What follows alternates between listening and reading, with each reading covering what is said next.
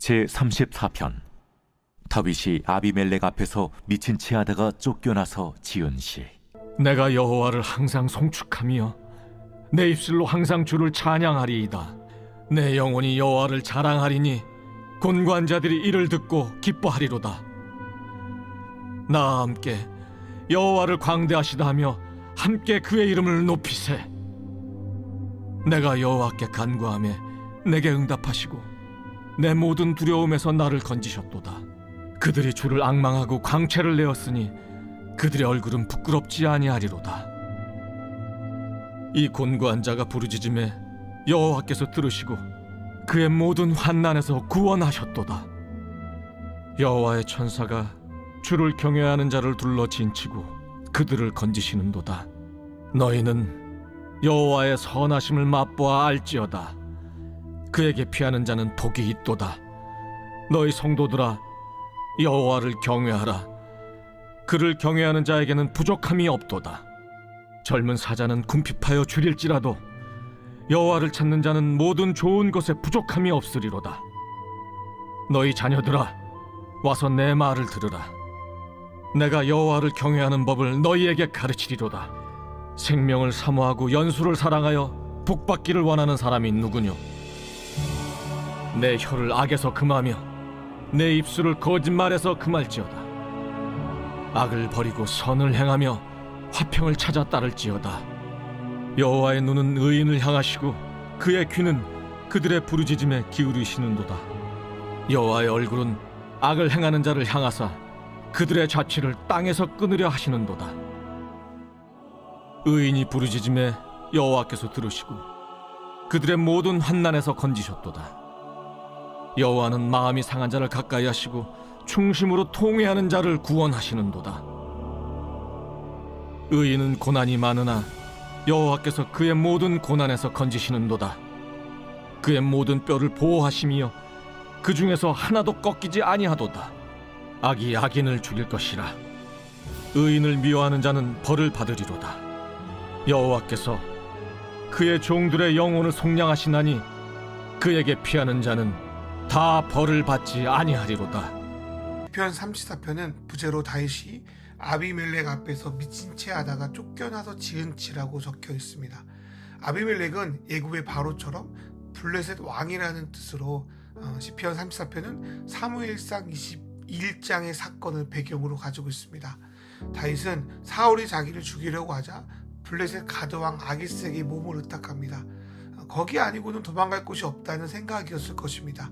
그런데 아기스 왕의 신하들은 사울은 천천히요 다윗은 만만이라 라는 말을 인용하며 다윗이 이미 이스라엘의 왕이 된 것처럼 이야기합니다. 이 말의 의미는 첫 번째로 다윗은 블레셋의 위험 인물이다. 그러니 여차하면 제거해 버려야 된다라는 것입니다. 두 번째로 다윗이 이스라엘에서 명망이 높으니 그를 이용하여 이스라엘을 쳐야 한다는 것이었습니다. 의도치는 않았지만 하나님께서 세우신 이스라엘의 적으로 살지 않으면 자신이 죽게 된다는 것은 그를 매우 힘들게 했을 것입니다.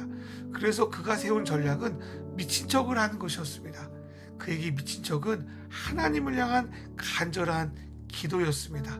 그는 자신의 명예, 자존심 내려놓고 이스라엘의 적이 되지 않으면서도 블레셋 왕에게 죽지 않게 해달라는 그런 마음을 가지고 열심히 미친 척을 합니다. 그랬더니 블레셋 왕은 다윗에 대한 경계를 풀고 그를 쫓아내 버립니다. 이것이 다윗에게는 너무나도 큰 감사요 기쁨이었을 것입니다. 그래서 다윗은 1절부터 3절까지 자기를 블레셋에서 쫓겨나게 해주신 하나님을 찬양합니다. 그리고 그분의 이름을 송축하고 높입니다. 하나님께서 가련한 자들을 기뻐하게 하신다고 말씀하고 있는데 그 가련한 자 중에 하나가 바로 다윗 자신이었습니다. 이스라엘의 청년 장군이자 골리앗을 무너뜨린 영웅, 왕의 사유와 같은 모든 명예를 던져버리고 미친 척을 하면서 얼마나 그 마음이 깎였을까, 요즘 말로 현타가 왔을까 생각해 봅니다. 그런데 그러면 그럴수록 하나님이 얼마나 위대한지, 나는 얼마나 보잘것이 없는지 3절에서 경험하고 그분을 찬양합니다.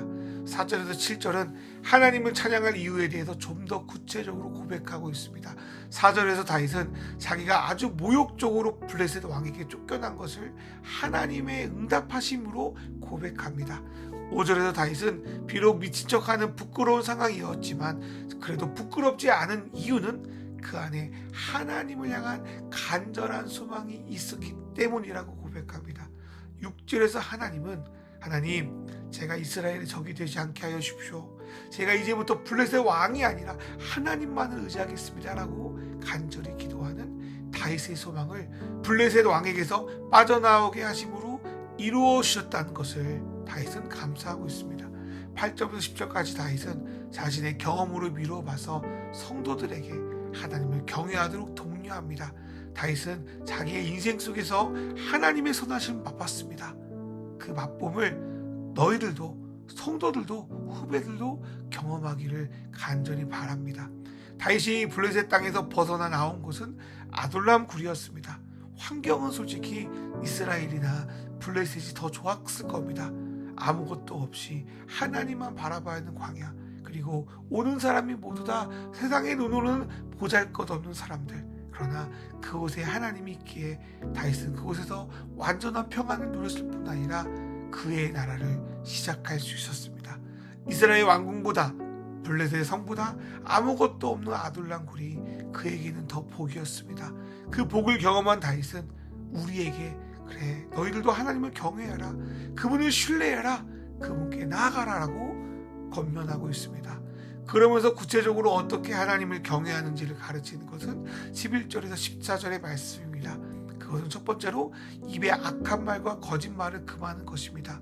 두 번째로 악을 버리고 선을 행하는 것입니다. 세 번째로 하나님 우리에게 진짜 원하시는 것, 화평이 무엇인지를 계속 고민하고 또 찾습니다. 그 고민 속에서 하나님은 자신의 뜻을 보이실 뿐 아니라 의의 길로 인도해 주실 거기 때문입니다.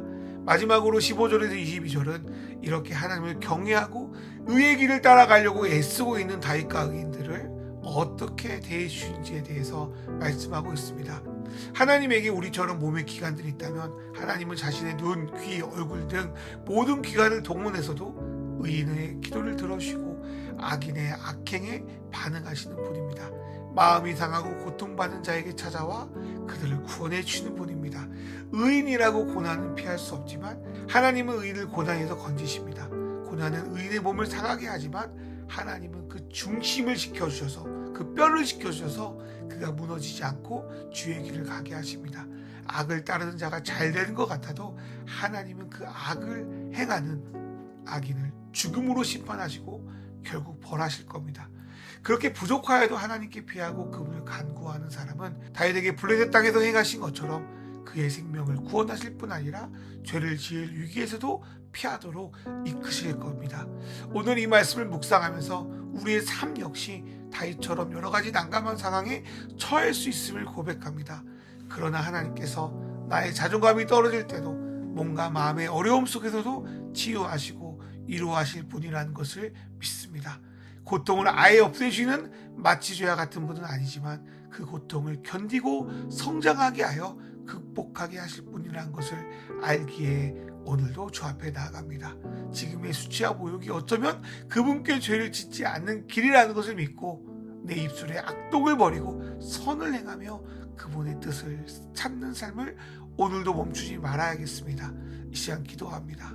하나님 아버지, 다윗이 블레셋 왕을 의지한 것처럼 우리도 인생의 위기 속에 하나님 말고 다른 것을 의지하려 할 때가 있습니다. 그 순간에 다윗이 죄짓지 않고 그곳에서 빠져나오게 하신 것처럼 우리가 지금 겪는 아픔과 수치가 당신의 뜻을 이루는 과정이 되게 하여 주십시오. 공고한 자를 긍휼히 여기시고 당신을 경외한 자를 사랑하시는 하나님, 우리의 곤고함에 응답하시고 우리의 길을 당신의 길로 이끌어 주십시오. 나의 슬픔이 변하여 기쁨 되어 주신 하나님, 당신을 믿으며 오늘 내 입술에 재갈을 불리고 선을 행하며 당신의 뜻을 묻는 삶을 살기 원합니다. 예수님의 이름으로 기도합니다. 아멘.